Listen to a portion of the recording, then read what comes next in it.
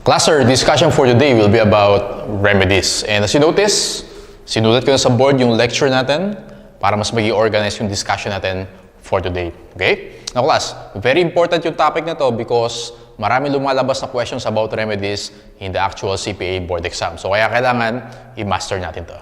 Okay? And also class, medyo maliit yung sulat ko kasi gusto kong pagkasyahin siya sa board.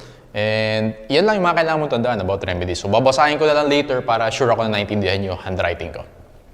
Okay, so let's start. Sir, ano pa ibig sabihin ng remedies? So class, remedies are courses of actions available to the government or BIR and courses of actions available to the taxpayer. Sa point of view ni BIR, ito yung ways niya to enforce tax collections. Kasi baka kulang yung binayad ni taxpayer. Sa point of view naman ni taxpayer, ito yung defenses niya against BIR kasi baka naman sobra-sobra yung assessment ni BIR. Gets? Okay, ulitin ko. Remedies are courses of actions available to the BIR and to the taxpayer.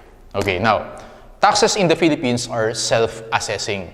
Ibig sabihin, si taxpayer yung bahala mag-compute, siya bahala mag-file, and siya bahala magbayad. So, there's a risk or possibility of underpayment or overpayment, whether intentional or unintentional. So, dyan papasok yung importance of our knowledge in tax. So, dyan papasok yung importance of tax experts like you. Alright? Sige. So, class, concentrate muna tayo dun sa left-hand side of the board. Yung nasa right side natin, mamaya na yan kasi ibang topic na yan. So, focus muna tayo dito. Okay, so as you can see, we call this a tax audit process. Naalala nyo ba, class, yung discussion natin sa general principles? Yung about constitutional limitations. Yung first limitation doon is the due process of law. Okay, ibig sabihin class, si BIR hindi pwedeng basta-basta puntahan ka, tapos singilin ka. Hindi ganoon yun. Dapat may proseso na dapat daanan. Ang tawag natin doon is the tax audit process. Gets? Okay, sige. Now, the process will start with the issuance of the letter of authority or the LOA. So yung LOA na yan, class, ini-issue yan sa taxpayer. Alright? And this serves as an authorization from BIR to perform assessment. Alright? Now, pag na-issuehan ka ng LOA, ang gagawin ng BIR officer, i-examine niya or i-audit niya yung books mo. Okay? Or yung mga accounting records mo. So, ang gagawin ni BIR officer, co-compute niya kung ano yung correct taxes na dapat binayaran mo, i-compare niya dun sa actual na binayaran mo. Got it? And this LOA is given by, depende sa jurisdiction. Pwedeng ibigay siya ni Commissioner of Internal Revenue or ni Regional Director. Pag yung jurisdiction is national, si CIR ang bibigay niyan. Pag regional naman, si RD, bahala dyan. Alright? Now class, isa pang important concept sa LOA is ganito. Pag nag-file ka ng ITR, tandaan mo to, ang general rule is meron kang 3 years na pwede mong i-amend yung ITR. Alright? Kaya lang, pag na-issuehan ka ng LOA, hindi ka na pwedeng mag-amend. Okay? So, yun pa yung additional importance of LOA. So, class, pwede mong isipin yung LOA parang iyan yung search warrant. Okay? So, sige, let's go to the next stage. Ngayong class, nag-audit na si BIR officer, in-examine niya yung books mo, nakakita siya ng mga deficiencies. Ibig sabihin, kulang yung binayad ni taxpayer. Okay? So, nandyan yung initial findings. And, syempre, bibigyan ka naman ng opportunity para i-explain yung side mo, right, as taxpayer. Now, yung notice of discrepancy, yung dating tawag dyan, notice of informal conference or NIC, wala na nun. Okay? Wala nang NIC, ang tawag na ngayon is notice of discrepancy or NOD. Okay? So, ulitin ko, syempre, bibigyan ng opportunity sa taxpayer na explain yung side niya. Bibigyan siya ng 5 days. Okay? 5 days para mag-respond. Ngayon, if kailangan pa ng additional time ni taxpayer, pwedeng i-extend yan up to 30 days. Right? Pero 5 days yan. Okay? Pwede mag-request na extension up to 30 days. Ngayon, let's say si taxpayer, hindi niya na-defend, hindi niya na-justify or hindi niya na-reconcile yung findings si BIR. Mag-i-issue ngayon si BIR na tinatawag natin na Preliminary Assessment Notice or PAN. Right?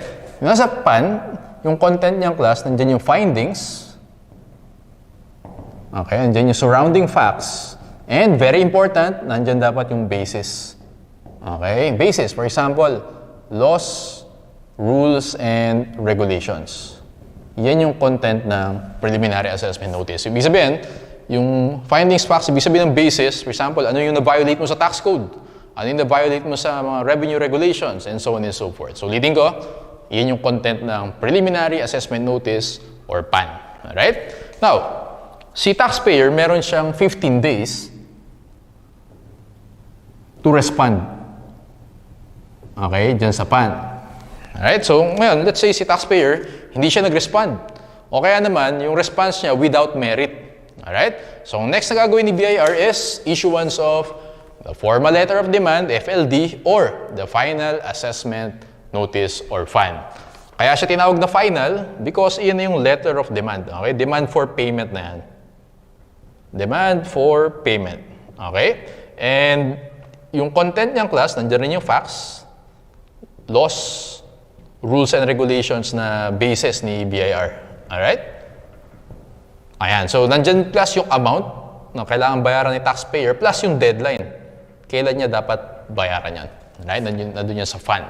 So, kung yung letter of authority or LOA, yun yung search warrant, isipin mo yung FAN, parang yan yung warrant of arrest. Okay? Now, sir, may magagawa pa ba si taxpayer dyan? Yes, dito magsisimula yung remedy of the taxpayer. Pag na-issuehan siya ng FAN, ang pwedeng gawin ni taxpayer is mag-protest siya. Okay? Meron siyang 30 days to protest. Kanino siya magpo-protest? Doon pa rin kay CIR. Okay? Kay CIR. May two types of protest. Request for reconsideration or request for reinvestigation. Sir, ano yung difference yan? Pag sinabi mong request for reconsideration, ang sasabihin mo kay CIR, pwede bang pa-assess ulit? Okay, baka may nagkamali lang ng assessment using the existing evidence. Okay? Pag sinabi mo namang request for reinvestigation, sabi mo kay CIR, pwede bang pa-assess ulit, pa-investigate ulit, pero magpo-provide ka ng additional evidence.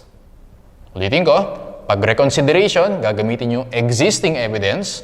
Pag reinvestigation, magpo-provide si taxpayer ng additional evidence. Okay? Bibigyan siya ni CIR ng 60 days to provide yung supporting documents. Alright? 60 days. Alright, no. So, after that, let's say dinenay ka ni BIR, ni CIR. Okay? Denial of protest. May two types tayo ng denial. Yung isa, yung first one natin is direct denial, yung second one natin is indirect denial. Pag sinabing direct, explicit yan. Ibig sabihin, nasabihin sa'yo ni CIR, denied yung protest mo. Okay? Denied yung protest mo. Direct denial yon. Pag sinabi namang indirect denial, sininzone ka ni CIR. Alright? So, ibig sabihin, the CIR, hindi siya not acted upon within 180 days. Okay? From date of submission. Okay? So, ulitin ko. Pag direct denial, sinabi ni CIR sa'yo, denied yung protest mo. Pag indirect, sin-zoned ka ni BIR for 180 days. From date of submission of documents. Dito muna tayo sa direct denial. Sir, meron pa bang remedy sa taxpayer? Yes. Pwede siya mag-file ng motion for reconsideration kay CIR pa din. 30 days upon receipt of denial. 30 days ha, tandaan mo yun. Or, option number 2, diretso na siya sa CTA. Mag-appeal siya sa CTA division, 30 days din yan. Okay? Appeal sa CTA division. Let's say, ang ginawa ni taxpayer, nag-motion for reconsideration muna siya.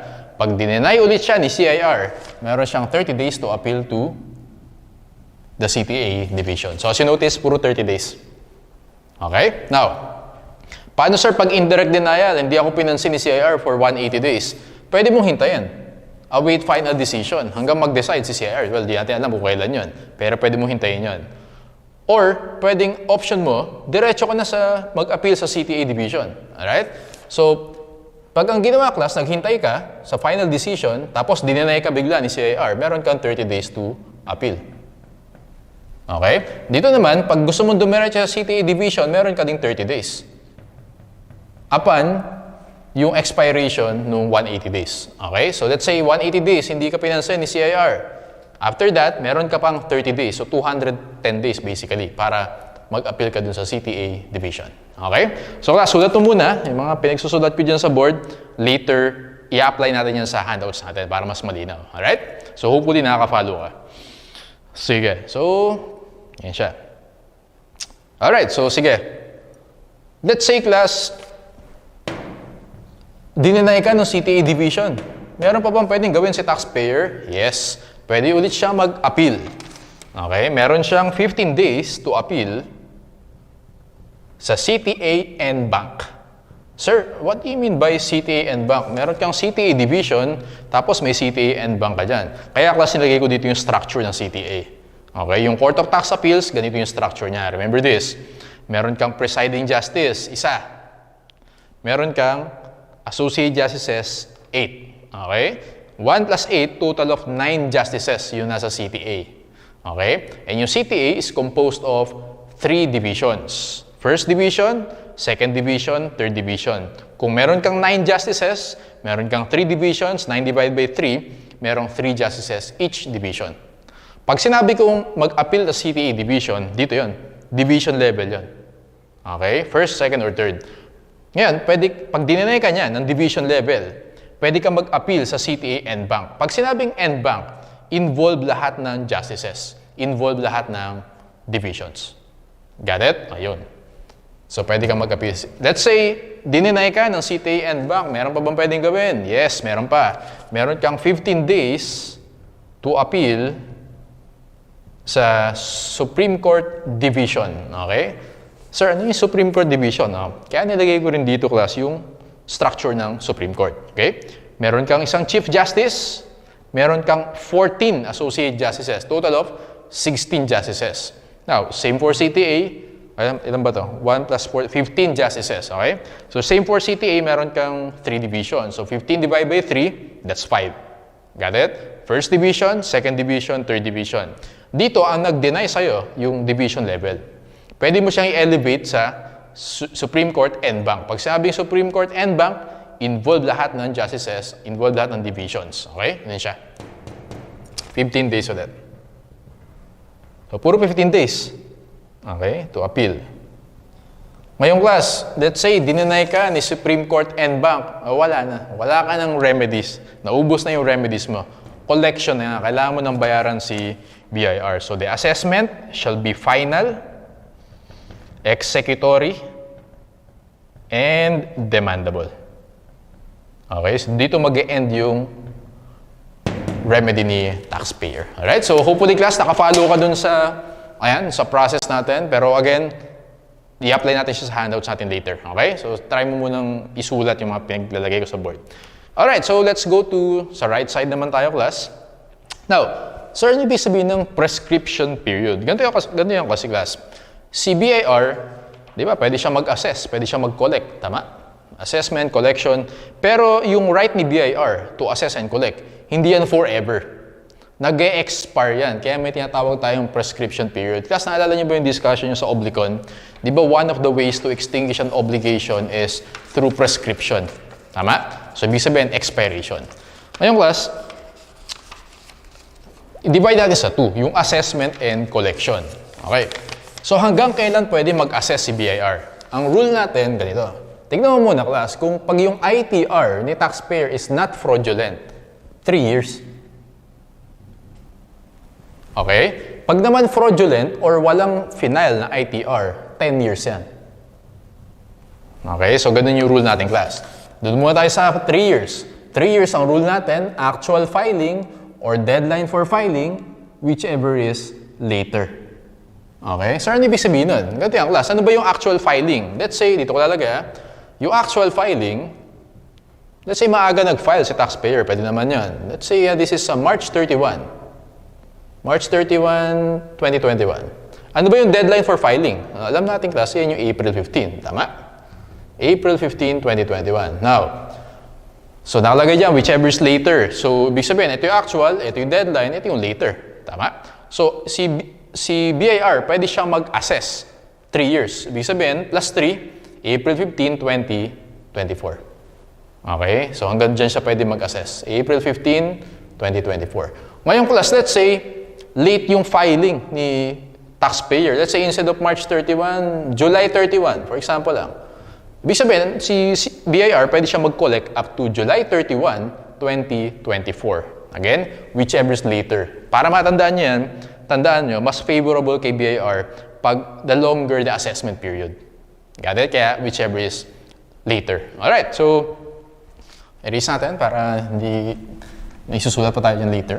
Okay na tayo dyan sa assessment pag not fraudulent. Pag fraudulent or walang ITR na final, 10 years mas matagal. Alright? Sige. Now class, tingnan natin. Doon naman tayo sa kulay. So, ibig sabihin niyang class, after 3 years, hindi na pwede mag-assess si BIR. After 10 years, hindi na pwede mag-assess si BIR. Yun ibig sabihin niyan. Doon naman tayo sa collection. Depende yung class. Pag with prior assessment, so ano ibig sabihin ng with prior assessment? Ibig sabihin, nag-issue ng final assessment notice. Okay? May issuance ng FAN. Ibig sabihin yan. Pag ganyan class, pag na-issuean ka ng FAN, 5 years naman yung prescription. 5 years from the issuance of FAN, ayun, yun yung collection. Prescriptive period for collection. What if without FAN? Lalagay ko lang dito. Ito, same rules as dito.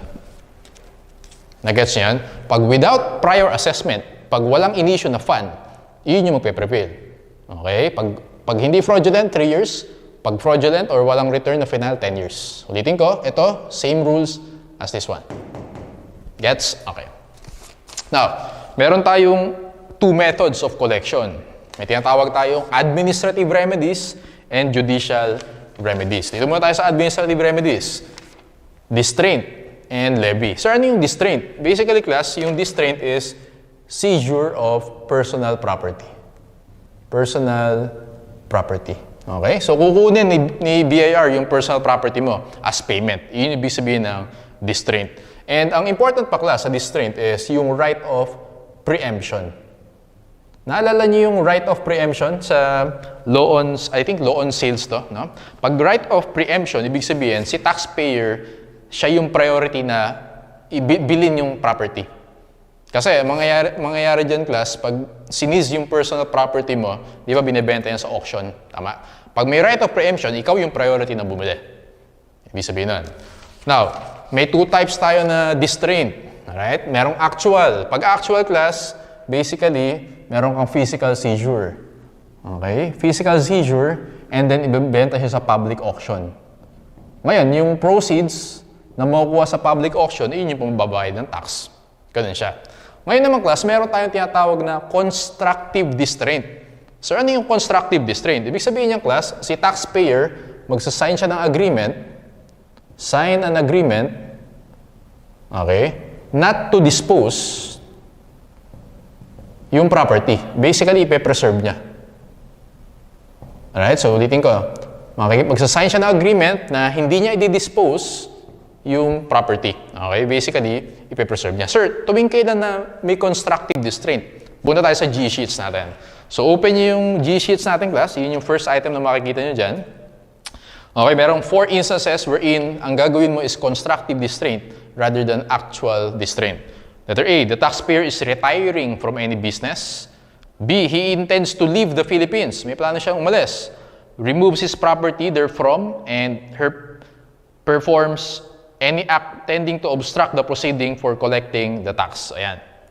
So, ito yung mga instances, class, wherein pwedeng i-apply yung constructive distraint. Alright? Sige. Now, doon naman tayo sa second one.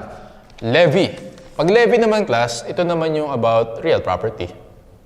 Okay? So, if meron kang personal property for distraint, real property naman, levy naman yung term doon. Ngayon, class, kung may right of preemption ka sa distraint, meron ka namang right of redemption for levy. Naalala niyo yung right of redemption? Nasa law on sales din yan. So, ibig sabihin niya, class, meron kang right na i-redeem or i-buy back yung property within 1 year. Okay? So, right of redemption is 1 year. Alright? So, ganyan siya. Now, kung may nababasa nyo rin, class, may tinatawag din tayong garnishment. Okay? Pag garnishment naman, yun yung term pag isi-seize naman yung pera mo sa bangko. Okay? Yung cash in bank mo, bank accounts mo, pag i-distraint yun, ang tawag doon is garnishment. So, FYI. Okay, so let's go to judicial remedies. So, pwedeng si government mag-file ng civil case against you. Alam natin, class, pag civil case, basically, magbabayad ka ng damages. Pag naman criminal case, basically yan, for imprisonment. Okay? Tuwing kailan pwede yan, mag-file ng criminal case. For example, class, may tax evasion. Ayan. Pwede mag-file ng criminal case against the taxpayer. Okay? Sige. Okay, so malapit na tayo. Ito na lang. Civil penalties. Sir, what do you mean by civil penalties? Ganito yan, class. Di ba, in-assess ka ni BIR, tama? So, meron kang babayaran na deficiency tax. So, aside from yung in-assess sa'yo na tax, ito pa yung possible na bayaran mo. Meron tayong tinatawag na surcharge and interest. Okay, sir, how much yung surcharge? Pag simple neglect, 25%. Pag willful neglect or fraudulent return, 50%. Okay? Ano, sir, yung simple neglect? Ibig sabihin, class, nag-file ka, filed without notice from BIR. Okay? So, punta tayo sa G-sheets natin. Doon tayo sa baba class. Sa bottom part of the G-sheets, nakalagay dyan, surcharge na 25%. Nakita niyan? Okay. Merong 4 instances. Number 1, failure to file any return and pay the tax due on time. Hindi ka nag-file ng return. Okay? Hindi ka nagbayad on time. Tawag doon, surcharge na 25% yun. Okay? Ngayon, class, ang ibig sabihin ng filed without notice, okay, so hindi ka nag-file, pero hindi mo na hinintay na issuehan ka ng fund ni BIR para mag-file ka. Hindi ka nag-file ng April 15, okay, pero na-realize mo, sige, April 30 mag-file ako. Without na notification from BIR na dapat mag-file ka. Okay, yun yung ibig sabihin ng simple neglect. Pag naman willful neglect, with, filed after notice from BIR.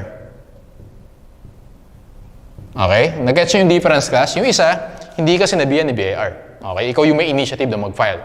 Simple neglect yun. Pag willful neglect naman, sinabihan ka ni BIR na mag-file ka.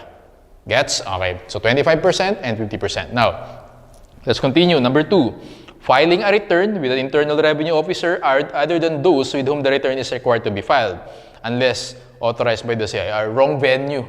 Kaya very important, class, na alam mo yung kung ano yung RDO mo. Kasi doon ka magpa-file eh. Pag mali yung RDO na pinag-filean mo, 25% surcharge yan. Gets? Okay. Number 3, failure to pay the deficiency tax within the time prescribed for its payment in the notice of assessment. Binigyan ka ng fund. Nakalagay doon, deadline mo, let's say July 31. Hindi ka nagbayad ng July 31. Ayun, 25% surcharge ka. Okay? Failure to pay the full or part of the amount of tax shown on any return or the full amount of tax due from which no return is required to be filed. So, I think maganda example dito, sino ba yung hindi required mag-file? Let's say GPP. Di ba GPP hindi required mag-file yan? Okay? Hindi siya required magbayad ng tax kasi tax exempt yun. Pero magpa-file siya, okay?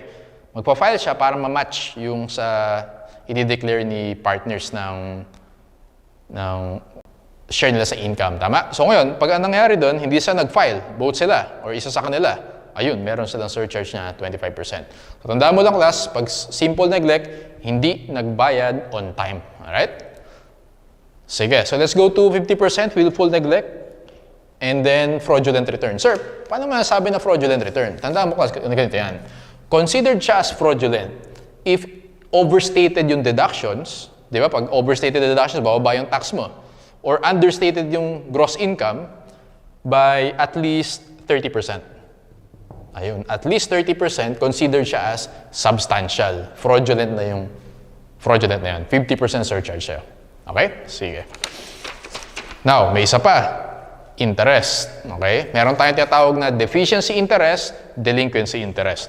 So, currently, yung interest natin, class, is 12% per annum. Okay? Kasi ang sinabi sa tax code, double the legal interest rate. Yung current BSP rate natin is 6%. So yung double nun is 12%. Actually, dati 20% yan. Malaki dati yan. So 12% yan. Sir, ano difference ng deficiency interest and delinquency interest? So basically, class, pag deficiency interest, ibig sabihin, kulang yung binayad mo. Tama? Pag delinquency, late yung bayad mo. Di ba ganun yung delinquent, late? Okay, so deficiency, kulang yung bayad. Pag delinquent, late yung bayad mo, okay? Pero take note, class, ang important dito, the deficiency interest and delinquency interest cannot be imposed simultaneously. Sulat mo to. Deficiency interest and delinquency interest cannot be imposed simultaneously. Hindi pwede magpatong yan. Isa lang, may isang interest lang. Apply natin later yan. Okay, dito naman tayo sa compromise. Sir, ano ba ibig sabihin ng compromise? So, ibig sabihin niyang class, well, yun yung remedy para kay taxpayer and government. Sabay sila, okay? Magko-compromise na lang sila. May dalawang instances yan. Number one, merong reasonable doubt as to validity of the claims against the taxpayer. Alright? So baka doubtful yung claim ni BIR against the taxpayer. Or financial incapacity ng taxpayer, hindi kaya magbayad ni taxpayer. O sige, i-compromise natin siya. Alright? Lahat yan pwede i-compromise except, may exception dyan ha, pag criminal cases na naka-file na sa court or involving fraud. For example, may currently may tax evasion case. Yun, hindi pwedeng i-compromise yun. Okay? So, ulitin ko, yung grounds, may reasonable doubt as to validity of the claims and financial incapacity, hindi kaya magbayad ni taxpayer. Pag na-meet mo yan, ito yung pwedeng compromise. So, sige, depende. Pag financial incapacity, ang compromise rate is at least 10% of basic assessed tax. Okay? 10%. Pag other cases, 40% of basic assessed tax. Right? Yun yung compromise. Okay? So siguro, inisip ni BIR, sige, kaysa hindi magbayad sa akin yung taxpayer na to, i-compromise na lang natin. Pag financial incapacity, 10%, other cases, 40%. Alright. Now, ito class, very important din. Tandaan mo, yung dalawa na yan, so lagay mo lang ganun ha. Dito na lang. Okay? Tandaan mo to. If yung amount involved is more than 1 million, okay, or the settlement is less than, settlement offered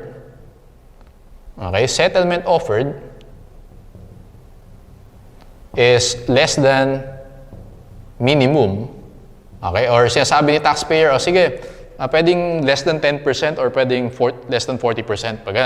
Pag yung amount is more than 1 million or yung settlement offered is less than minimum, kailangan class, i-approve mo na yan ni evaluation board. Okay? Approve mo na ni evaluation board. Sir, sino yung evaluation board? Basically, yun yung si CIR plus yung 4 na deputy commissioners. Alright? So, ulitin ko. Pagdating sa compromise, ulitin ko, financial incapacity, at least 10%, okay? Or minimum, 10%. Other cases, 40%. Ngayon, if yung amount is more than 1 million or yung ino-offer ni taxpayer is less than the minimum, 10%, 40%, kailangan i-approve muna ng evaluation board composed of the CIR, the commissioner, and the 4 deputy commissioners. Okay. Malapit na tayo matapos. Next.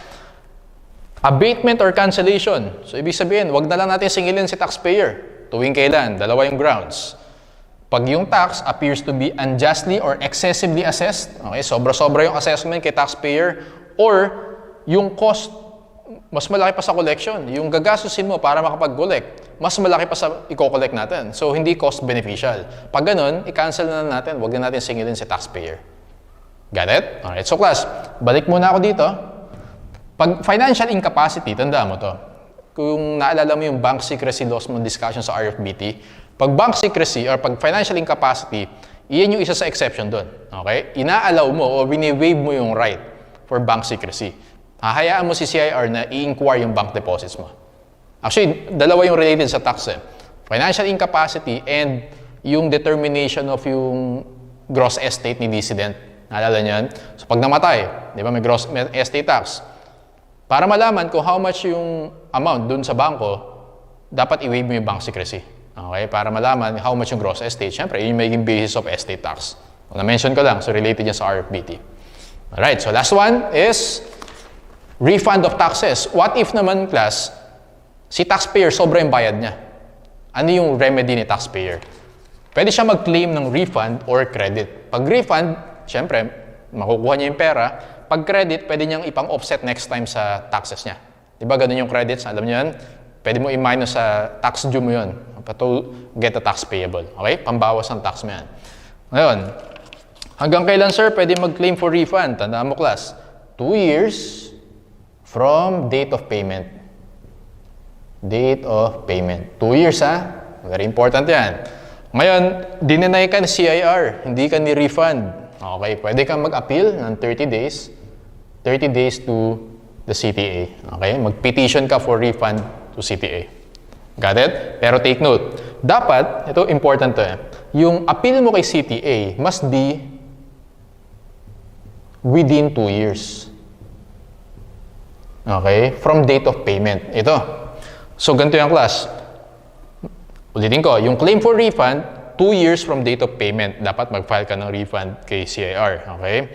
Ngayon, pag dininay ka ng CIR, meron kang 30 days para mag-appeal kay CTA. Pero yung 30 days na yun, dapat pasok siya dun sa 2 years. Gets? Okay. Kaya must be within 2 years. Ito. What if beyond 2 years?